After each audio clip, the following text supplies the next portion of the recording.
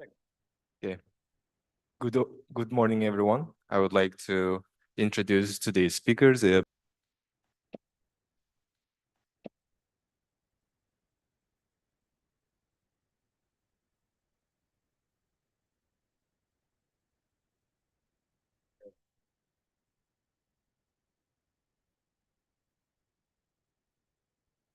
morning.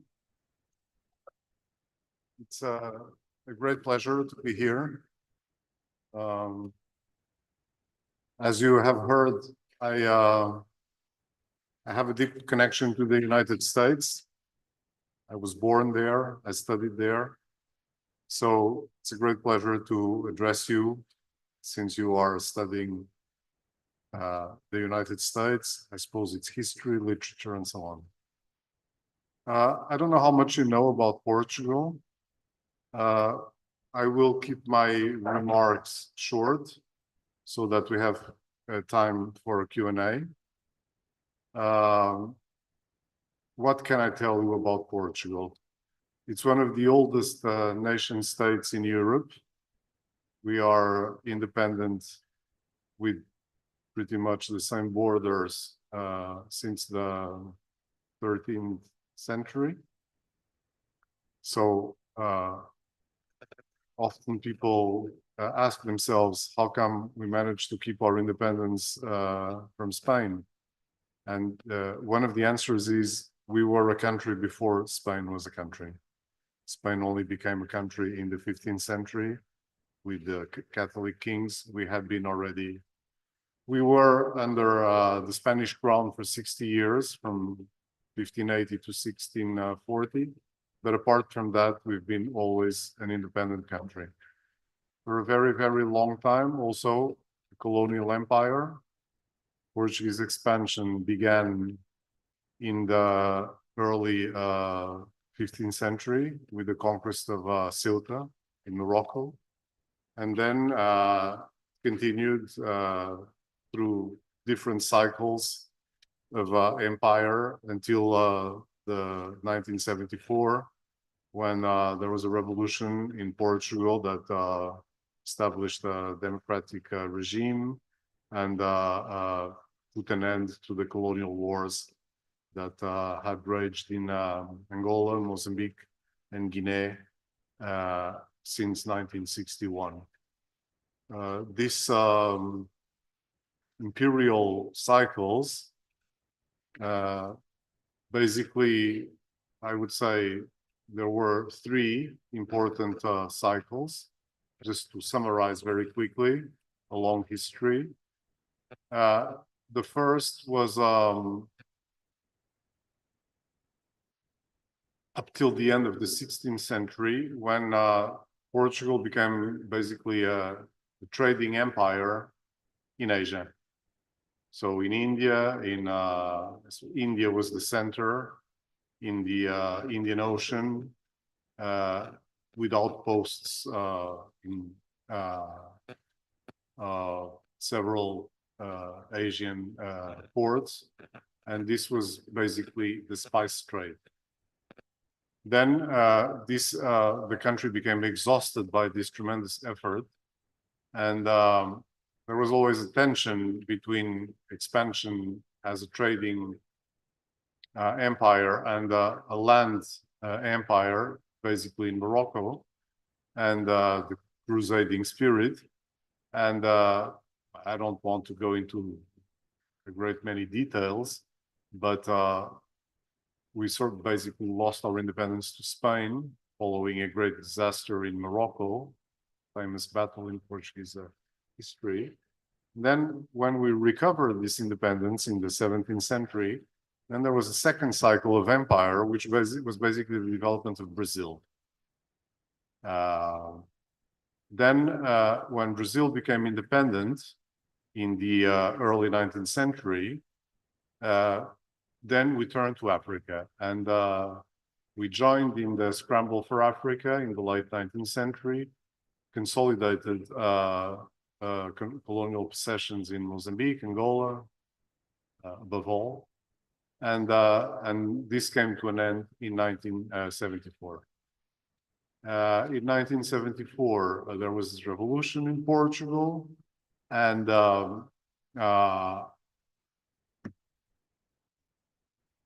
we became little by little, because the process was complex, a normal European democracy. And then in 1987, Portugal, together with Spain, joined the European Union. And so this gave a new purpose to the country. And now we are part of the European Union. We are a democratic country.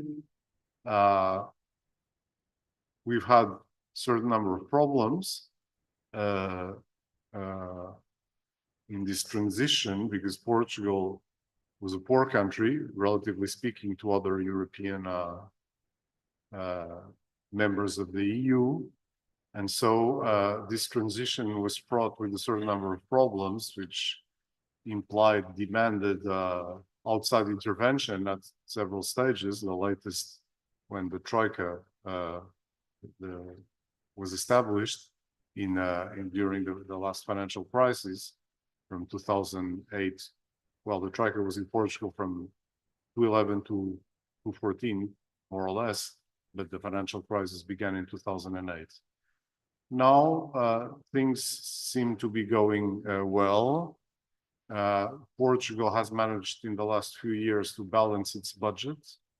So we have a balanced budget now. And we are reducing debt.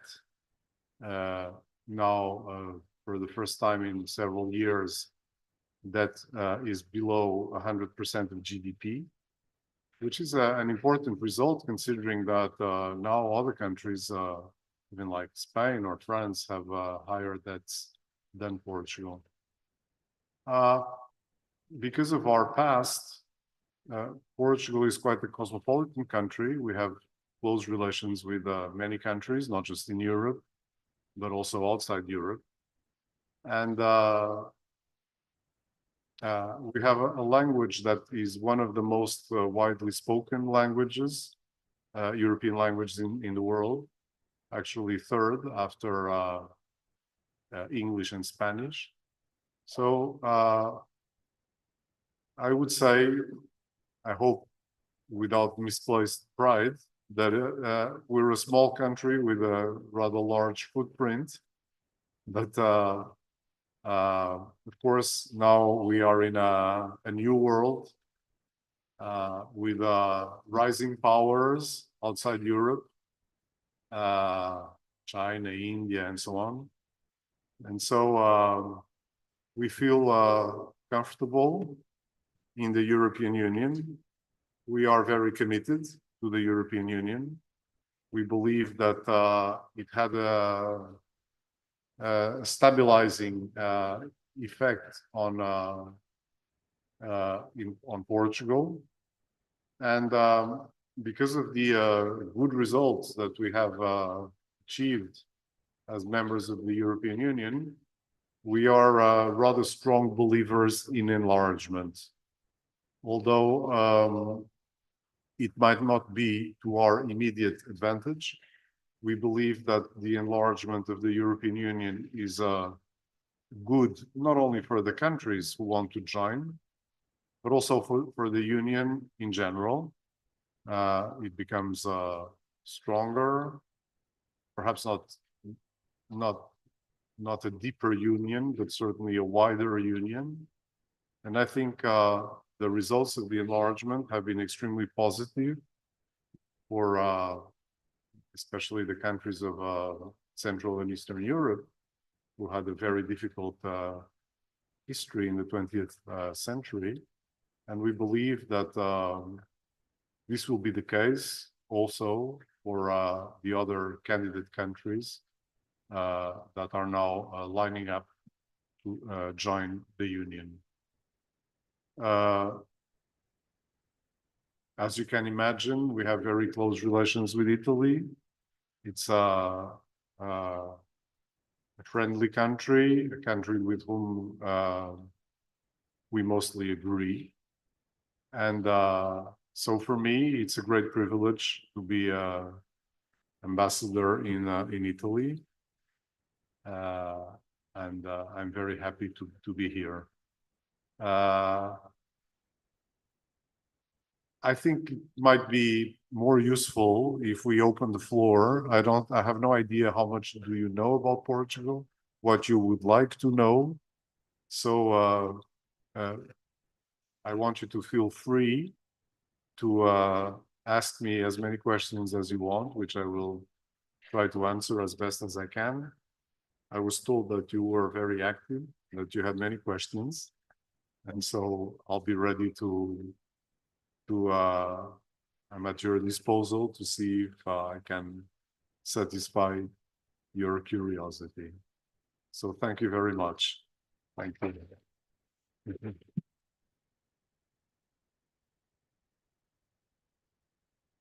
Yes, please. You were the first, I think. Yes.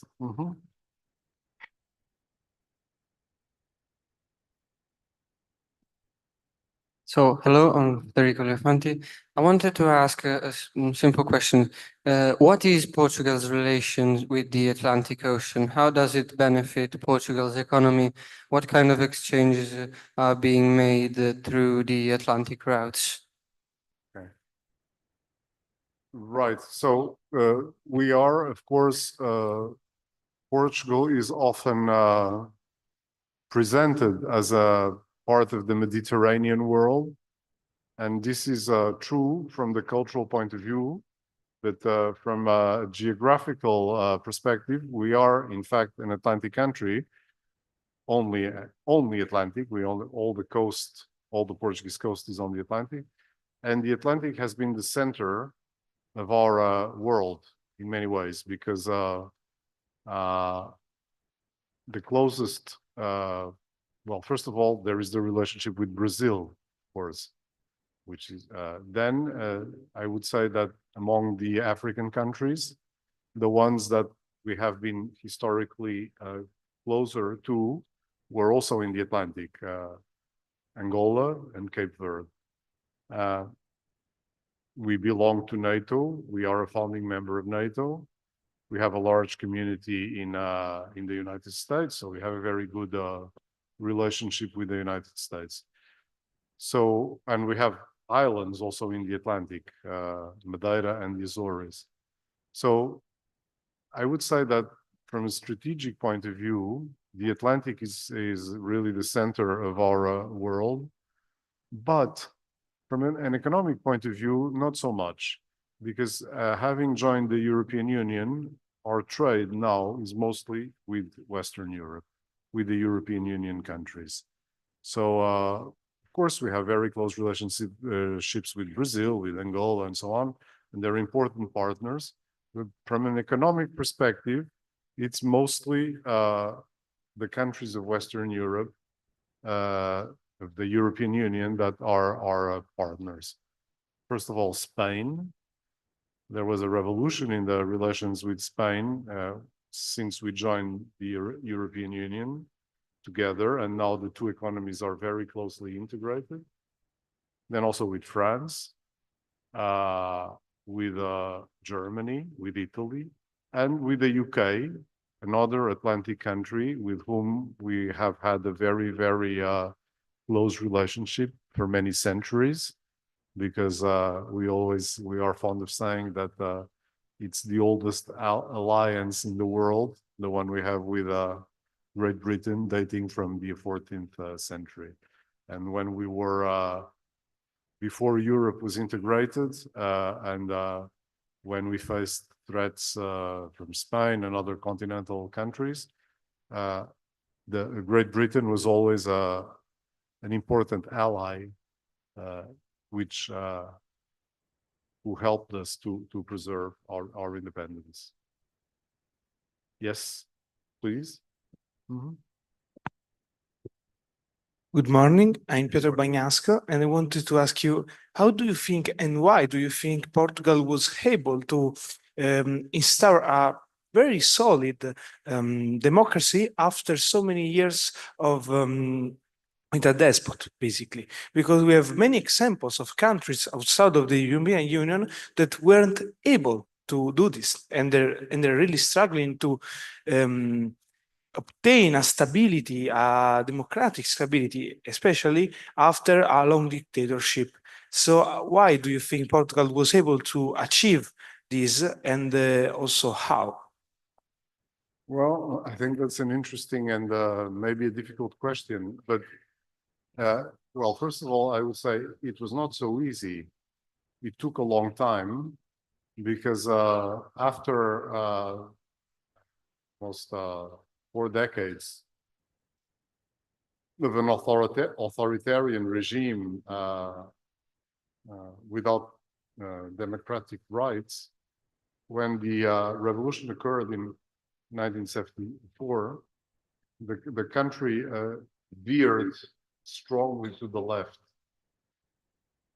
And so all of a sudden, Portugal became kind of, in a way, a country whose objective was to create socialism, not as in Eastern Europe, but with a very strong social and socialist bias.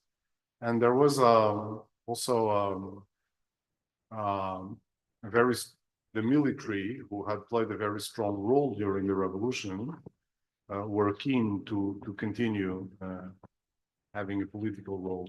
So it took a while, and it took many efforts to establish a fully civilian democracy. Why did we succeed? I suppose, you know, first of all, the example of other countries helped. People realized that it was important to be able to have a democracy with European standards, and they looked to the countries of Western Europe as examples, and they helped us also very much so.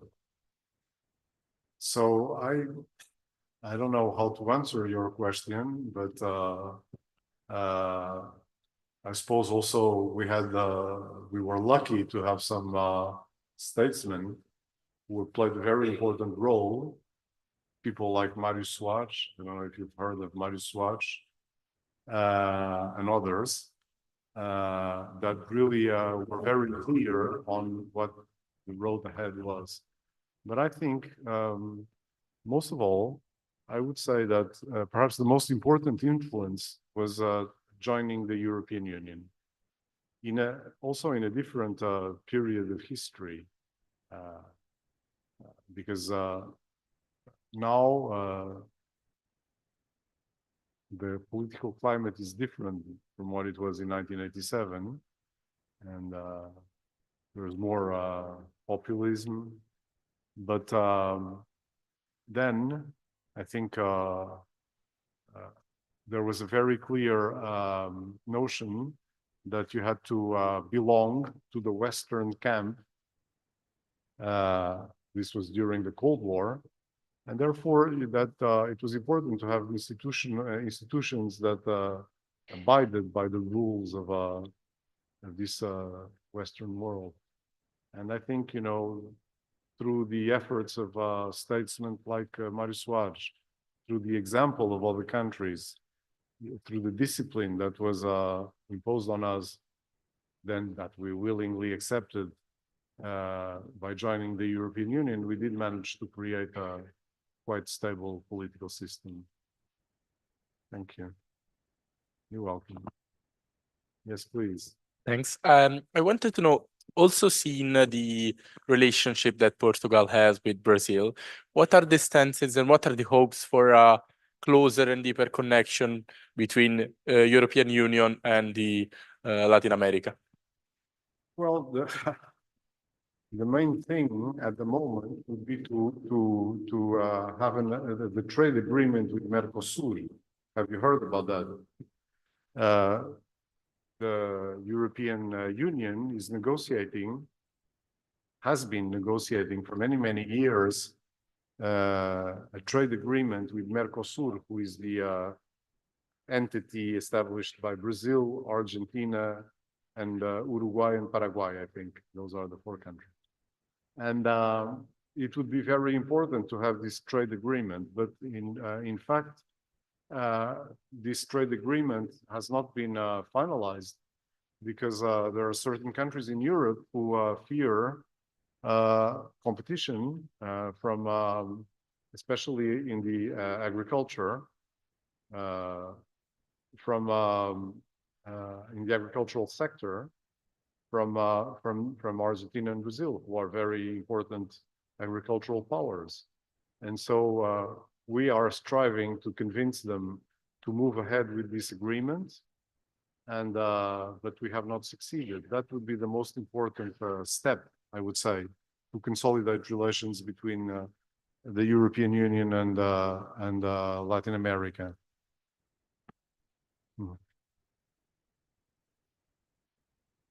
Any more questions, please? Okay, I'm Arianna Napoli, also from Global Governance, and my question was related to the energy sector, because Portugal has a great availability of lands and also geographical and geomorphological characteristics that makes it really like exploitable for renewable energies, solar panels, wind energy, and so on. So how is it going with this renewable energy, and what about the use of oil? Is it decreased? Is it dropped? And another question was about over-tourism, because now I've seen that Madeira has become one of the mainstream targets for this cannibalization of over-tourism. And have you taken some preventative approaches to, I don't know, create new targets that are no mainstream, and so on and so forth? So thank you. Thank you. Both very interesting questions. I would say that so far as energy is concerned, we have placed a strong emphasis on renewables. You know, Portugal has no nuclear plants. It has been discussed, but there was never an agreement, political agreement to develop nuclear power. We don't have our own oil and gas fields, so we were very dependent from imports.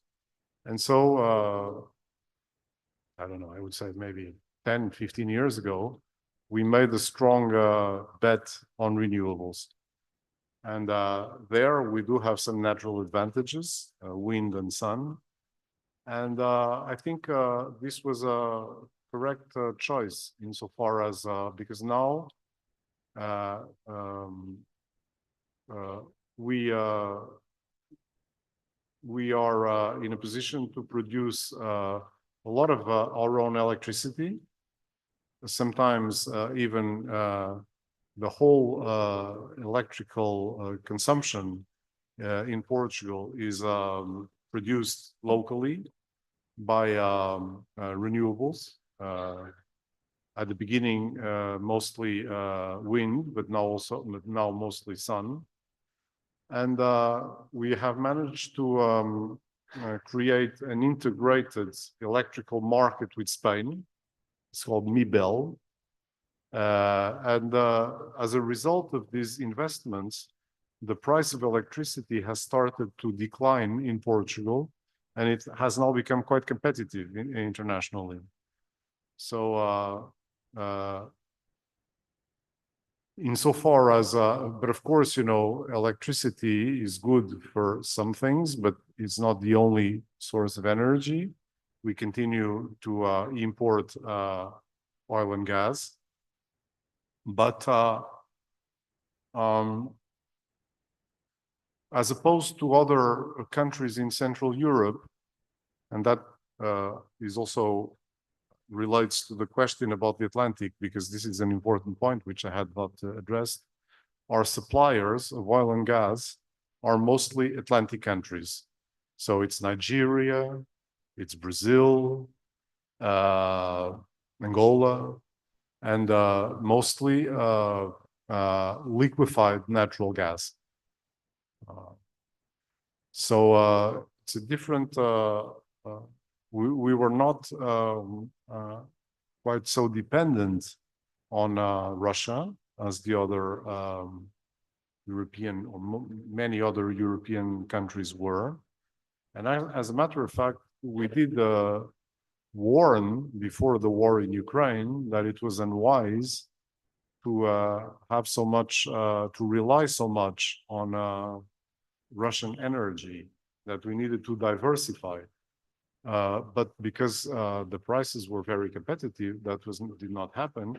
And then when after the invasion of Ukraine, there had to be a kind of a scramble to find other sources of energy. Not in our case, because we were not so dependent. We were not importing basically energy from Russia. So that's the first part. The second part, over tourism. Well, certainly it's an issue. It's a difficult issue because tourism is a great source of revenue, but also, and that is important, a great source of employment. Lots of people find work in tourism. And historically, the Portuguese population is not so highly educated as other populations in Europe. So tourism is a good, a good opportunity for employment, and also for example, urban renewal. There has been a lot of urban renewal in Lisbon thanks to tourism. But then you get the perverse effects also.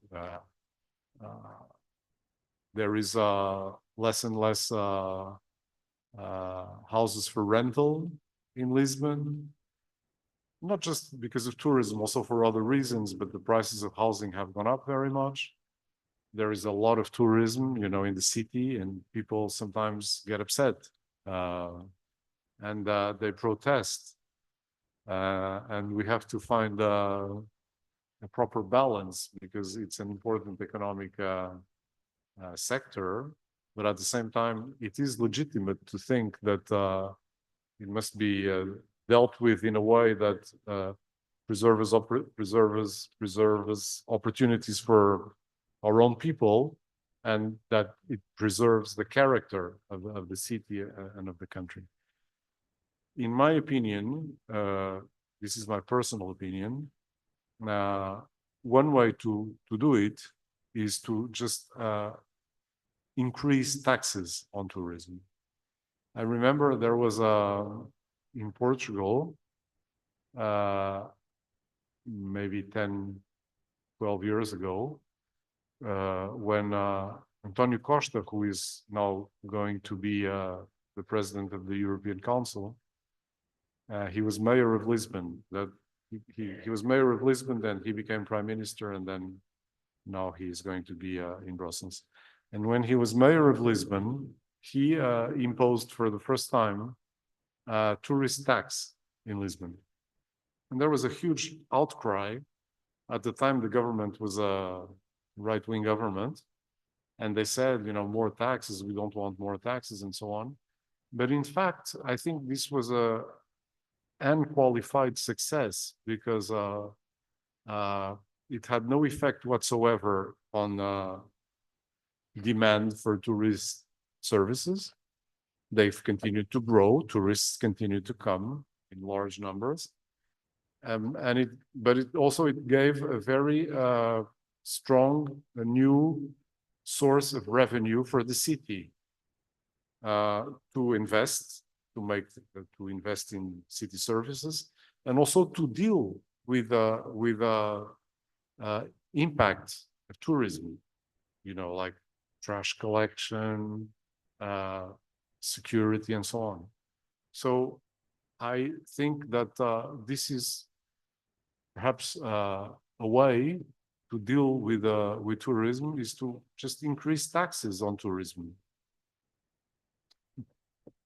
I don't know at what is the proper level, but you can, and you can make these kinds of choices, and it's, maybe it's a better way than try to find more narrow policy approaches to deal with this. Greetings, Your Excellency. Thank you again for being here with us. I am Calypso Linassi. I am a student of global governance. I come from France, which is a country which has strong and important Portuguese community.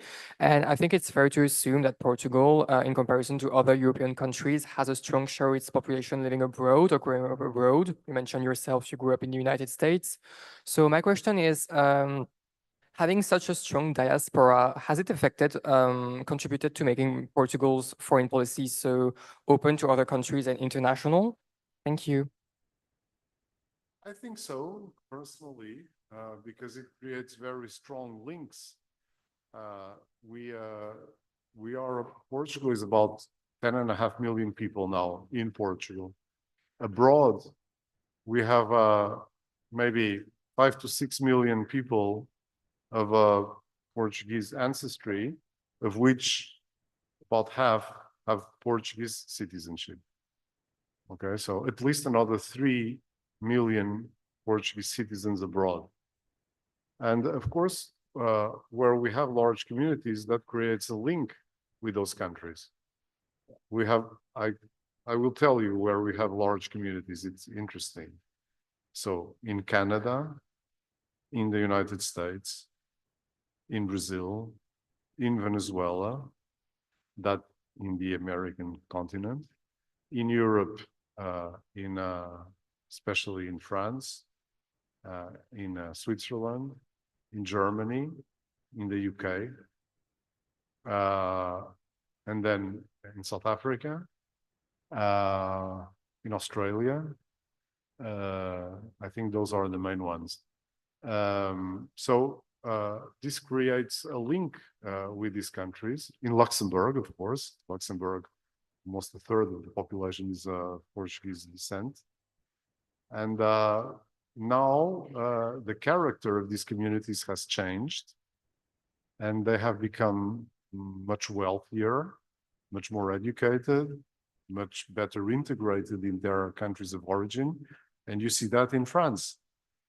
And this generates links, interest, mutual interest, generates business, generates cultural exchanges. And also these communities become an important political factor in their countries, in the countries where they are established. So it becomes important for the governments of these countries to have a good relationship with Portugal. You see that, for example, in Luxembourg. Luxembourg has a case in point. Almost a third of the population is of Portuguese origin, as I said. So for the Luxembourg authorities, it's quite important to have a close relationship with us. So it does contribute to a more, I would say, cosmopolitan and to better relations with all these countries.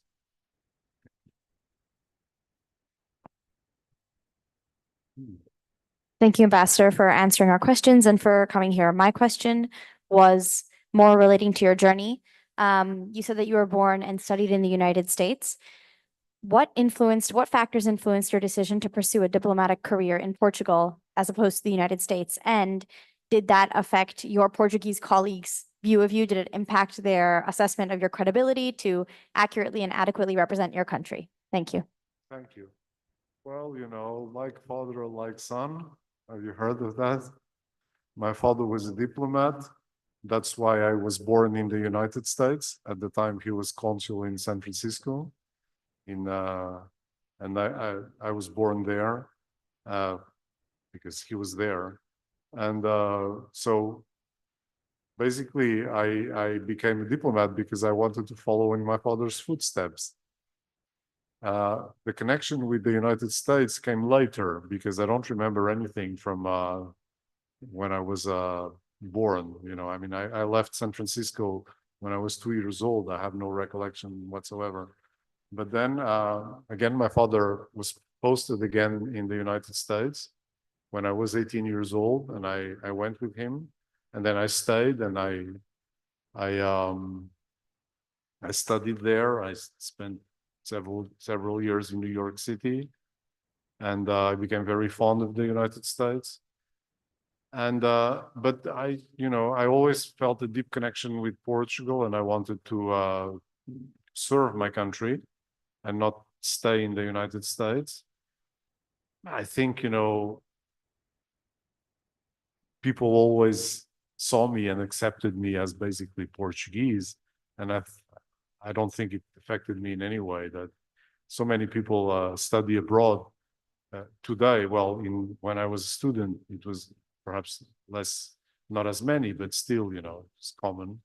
And I think it for me it was a strength to be able to have been able to study in the United States and to bring this experience to the Portuguese diplomatic service. Yes, please. You wanted to? Okay. Okay, hello. Yes. I wanted to ask a question. What do you think, since we all are part of EU and we should all share the same thoughts and values? I was trying to ask, what do you think about the latest report of ECRI, the body of the Council of Europe in charge of addressing, you know what's ECRI? Yeah. Of the recent report that has defined our law enforcement, so essentially the police, as racist? I'm hard pressed to answer that question because, well, I don't know Italy that well to have my own opinion about that. What I can say is that the Council of Europe plays a role, and not always what the messages that they convey to the member countries are not always pleasant. We also have been criticized by the Council of Europe. So I think it's an organization to which we belong, all of us, I mean, in Europe. So it's not a hostile organization. And what I would say is that if they criticize, I don't know if it's fair or not, that's not for me to say, but they do it in a constructive spirit and with the intent of making things better. So that's what I would say. You're welcome. Hello. Yes, please. I would like to ask the question. First of all, for now, unfortunately, the war in Ukraine is still on. Mhm. And I think one of the reasons is the imperial ideology of Russian government. But at the same time, I think it's not only the government, but also some people there believing in that. And looking at this problem in terms of retrospective, I think that, and also in terms of Portugal, I would like to ask, there was a period during the colonial wars of Salazar, and it also looked same outdated as now it looks in Ukraine, when Russian government still cannot accept the fact that Ukraine is independent government and they can make their own policy. The same, it was outdated, I think, there when the decolonization of Africa was in 50s and 60s, but the war in Angola and Mozambique was in 1970s. So my question is, how did Portugal in the end cured from the imperial syndrome, especially related to that period of the dictatorship? And what do you think can be done today in Russia after war to get rid of this problem of syndrome? Yeah. Well, let me address this question separately. Okay. Insofar as Portugal is concerned, I think that many people in Portugal, beginning with the government, of course, at the time of the colonial wars, because this had been drilled onto them, thought Portugal was a special case because we had been in Africa for centuries. We thought that we were not racists, that we were integrating the African populations in. This is all very debatable, but that was the ideology. And so for many years, there was quite a strong support for the wars, for keeping the colonies. But in the end, you know, after 13 years of war, because the war began in 1961 in Angola, I think people didn't believe in that anymore. They were tired. They didn't, especially the army, who was in contact with the anti-colonialist movements in Angola, Mozambique, and so on. They stopped believing in that, and they didn't accept anymore that this was a legitimate war, and they were tired after 13 years of war, and so they decided to put an end to it. But when they did, you know, there was no agreement on what was to come next, because many people in Portugal still thought that maybe we could find a special way, some special arrangement to keep some connection with the with these colonies. And it took a dynamic that was created by the revolution to dissipate those illusions and to make it clear to everyone that there was no other way but to accept that these countries were going to become fully independent with their own governments and so on. And then once that was accepted, then it took a few years to put our relationship with these former colonies on an even keel.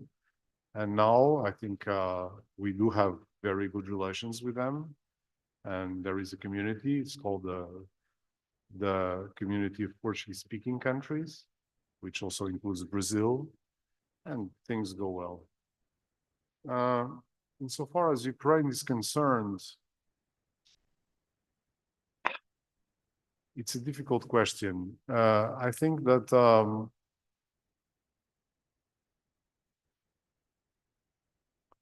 Russia is a different kind of empire than, well, you can, you know, you can look at it also as a colonial empire, because it is in many ways. But it's different from the other colonial empires insofar as it's a contiguous territory.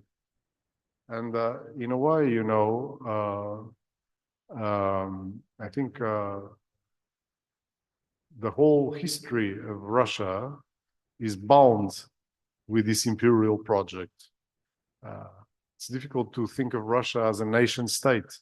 It has always been an empire, either expanding or contracting. And for reasons that we don't need to go into here, I think the Russian government, Putin, decided that they could not let go of Ukraine, and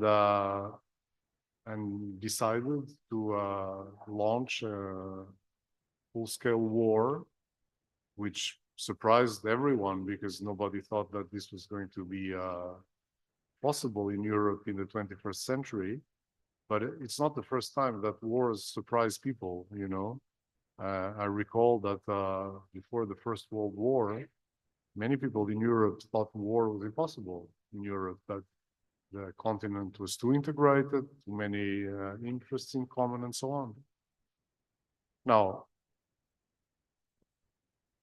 I think the consequence of this invasion has been to strengthen the identity of Ukraine as a nation state. By resisting Russian aggression, Ukraine has developed a much fuller national consciousness. And in that sense, I think that Putin's bet has been misplaced, because I don't see it as possible that Ukraine will ever again accept Russian domination. I think they have become a full-fledged nation state. Now, separate question is, can they recover their territory? That is a difficult question that I don't know how to answer. In general, you know, when you have a war, it's because both sides believe that they can win it, and you have to wait and see who's strongest. I will share this little anecdote with you. Just a few weeks ago, I was reading a very good, very interesting book about the Iliad, the great Homeric poem of war. It's a book that was done by Alessandro Barrico. It's a condensation of the Iliad, you know, in prose, makes it more accessible to today's readers. And one thing that struck me in this book is that Homer describes battles, and they go back and forth all the time. One time, the Trojans are winning, then it's the Achaeans who are winning, you know, and war goes back and forth, and the outcome is uncertain. And so today, it looks like Russia has the upper hand in Ukraine, with many limitations, because it has proven very, very difficult for them to advance.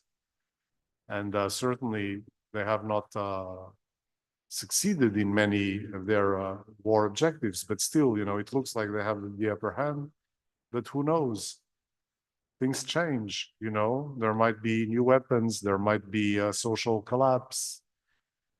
And so it's very difficult to predict the outcome.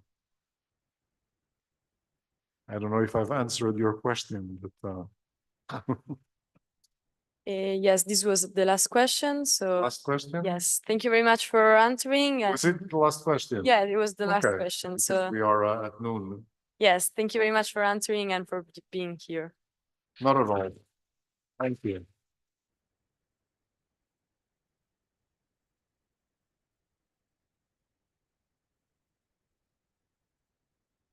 I just wanted to say that it has been a great pleasure for me to be here with you.